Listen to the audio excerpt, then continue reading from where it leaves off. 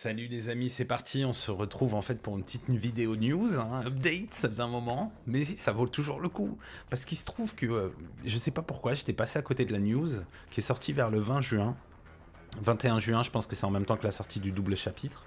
En fait, le studio 4C, enfin 4 degrés, a annoncé qu'ils allaient réadapter les 3 films pour octobre 2022, ok, sur un format TV. Donc ça veut dire qu'en gros ils vont faire un recut pour que ça tienne, je suppose, en quelques épisodes diffusables à la télévision.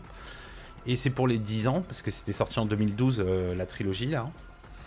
Et en fait, il n'y a que quelques news pour l'instant, parce que c'est vraiment là tout de suite. Hein. C'est la news, je crois qu'elle est sortie à 13 h aujourd'hui, tu vois, le 9 août. Donc, ce qu'on sait pour l'instant, d'accord, c'est que il y aura quelques cuts, une centaine. Ça va très vite en montage, donc une centaine, c'est quasiment rien en vrai. Hein.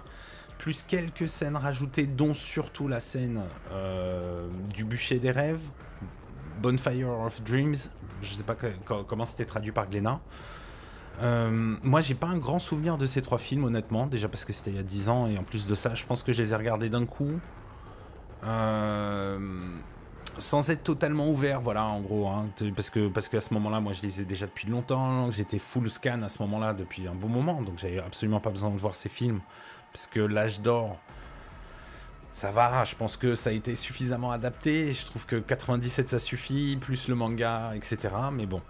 Il se trouve que on a cette nouvelle adaptation qui va sûrement donner des idées, des envies. L'essentiel des débats, c'est ça en fait. Hein.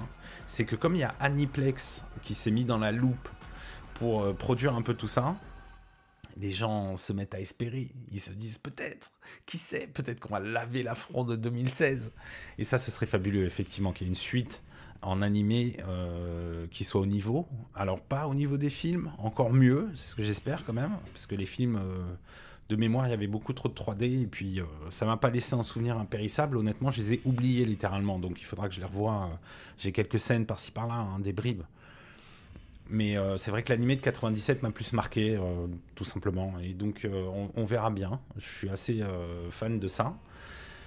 Donc, on va aller faire un petit tour de tout ce qui s'est fait, puisque là, en gros, leur campagne de communication, là, elle prend un petit coup de boost, parce qu'ils ont sorti une petite vidéo, en fait, comme que vous pouvez voir ici, où en fait, c'est le seiyuu, je coupe, hein, parce que je sais pas trop s'il y a des droits d'auteur là-dessus, mais en gros, nous avons ici le seiyuu de Guts, qui annonce en fait tout ce que je viens de vous dire. C'est-à-dire voilà, la vie est belle. Merci, merci. La vie est belle. Donc c'est le culte des seiyuu, ça aussi c'est sympa. Hein. C'est ni le producteur, ni le directeur, ni l'animateur. Enfin bon bref.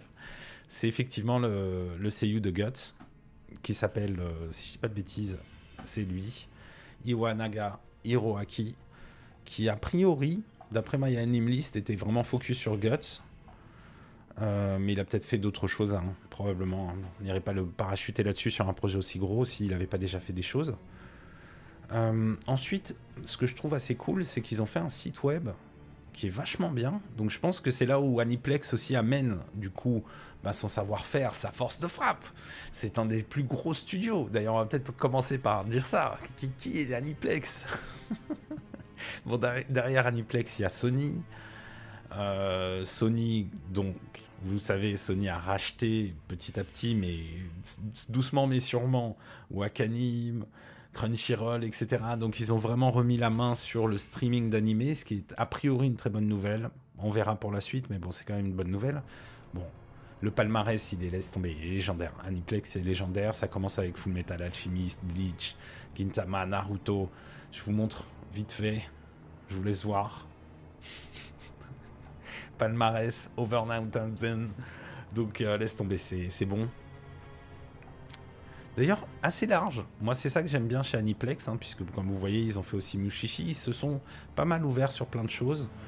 GTO, non mais vraiment. Donc, producteur sur Demon Slayer. Donc, vraiment, c'est pour ça que vous allez sentir probablement un train de la hype. Putain, il y a Aniplex, allez les mecs, allez-y, allez-y. Relancez la série, faites la suite. On verra les amis, il faut pas trop s'exciter. J'ai regardé les anciens, les vieux croutons de School Knight. Schoolknight.net, ils tâtent, ils temporisent. Vous allez voir, attendez. On verra bien. C'est vrai qu'effectivement, ils sont peut-être juste en charge de ce petit one-shot pour les 10 ans. Hein. A priori, ce sera vraiment quasiment exactement les mêmes films, avec quelques scènes. Donc, a priori, ils communiquent que sur une seule des scènes. Donc, c'est pas non plus extrêmement bon signe, hein, en vrai. Hein. Ça veut dire qu'il faut s'attendre à ce qu'il y ait uniquement le bûcher des rêves rajouté. Parce que a priori c'était coupé dans la version des films. Moi j'avais zappé ça, mais c'est peut-être pour cette raison que j'ai pas non plus gardé un très bon souvenir de ces films en vrai, hein, pour être honnête. Alors, on va voir quand même le fabuleux site hein, qu'ils ont fait. Donc, je l'ai fait basculer, je l'ai fait mouliner par Google Trad, donc vous attendez pas à des trucs de ouf. Donc, il est très très sympa, aux 2 pages. Donc ça c'est l'intro, avec son super logo et tout. Moi franchement je suis fan de ce site en vrai. Hein. Donc ici vous voyez, je sais pas pourquoi il y a ce bandeau qui cache, mais globalement ils annoncent que des centaines de morceaux existants sont remasterisés et améliorés. Je pense qu'en fait c'est juste quelques petits plans, quelques coupes. Ils vont pas refaire énormément d'animations à mon avis, on verra bien, mais normalement je pense pas. Il y a une nouvelle musique de Suzumu Hirasawa, que vous entendez ici, qui est évidemment l'auteur légendaire de Berserk. Là, vous voyez sur les news, hein, il y a quelques petites choses, mais voilà, hein, le 9 août, là, on est vraiment tout frais. Hein. Ça, je me rends pas compte si c'est une nouvelle édition, je pense pas. Je pense que c'est juste pour centraliser, en fait, tout ce qu'il y a autour de Berserk, pour, évidemment, kickstarter tout ça, pour donner de l'impact au retour de l'œuvre, à la sortie. Donc, si je vais sur Nouvelles... Ouais, voilà qui ont commenté, donc ça c'est ce que je vous ai dit. C'est ça, l'édition commémorative. Donc les livres qu'on a vus, c'est effectivement une édition spéciale.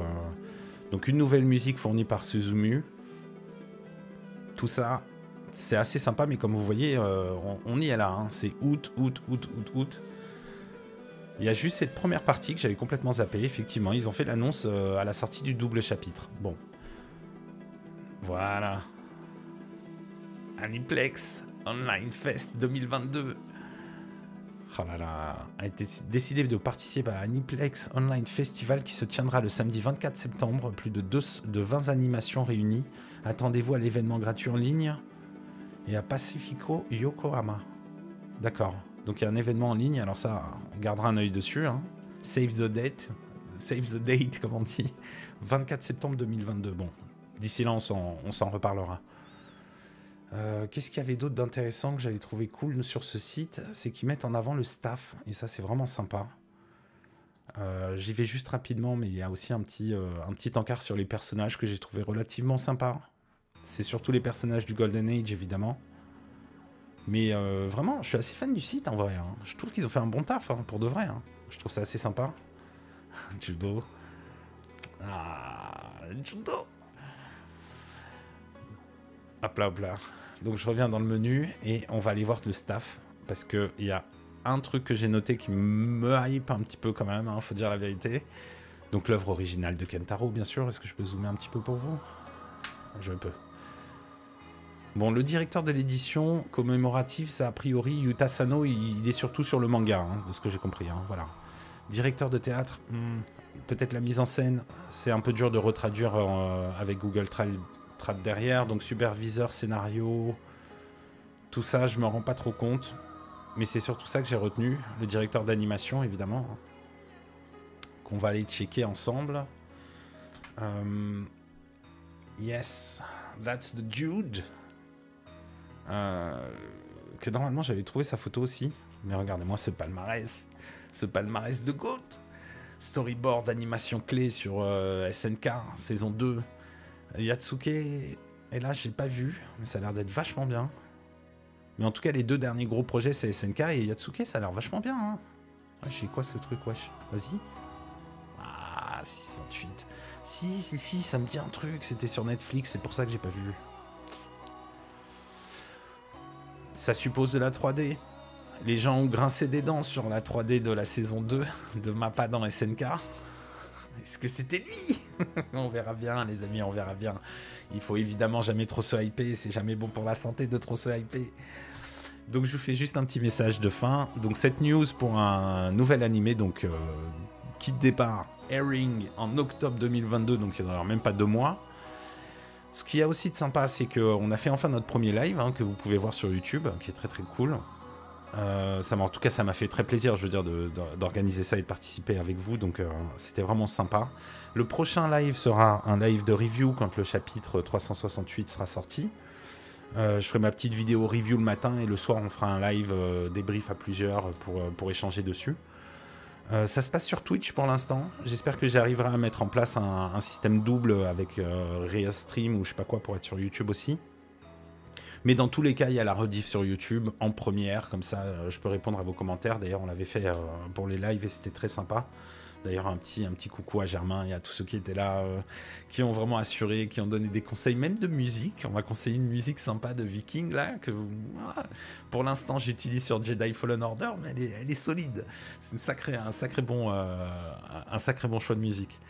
Donc je vous dis à bientôt. Ça va être très très très bientôt. Je pense que le chapitre sort le 12, donc le temps qu'il soit traduit, il sort vendredi. Le temps qu'il soit traduit, vu qu'il n'y a pas beaucoup de dialogue, hélas. Ou pas. Peut-être la surprise, plein de dialogues. Qui sait, le retour des dialogues. Donc je pense quand même que ce sera a priori genre le 13 ou dimanche 14, un des deux, hein, qu'on aura la trad anglaise et qu'on pourra lancer la machine avec un grand plaisir. Donc vous avez tous les liens en description, je vais vous mettre le site, tout ce qu'il faut, le site de la news, le Twitch si vous voulez rejoindre et le Discord.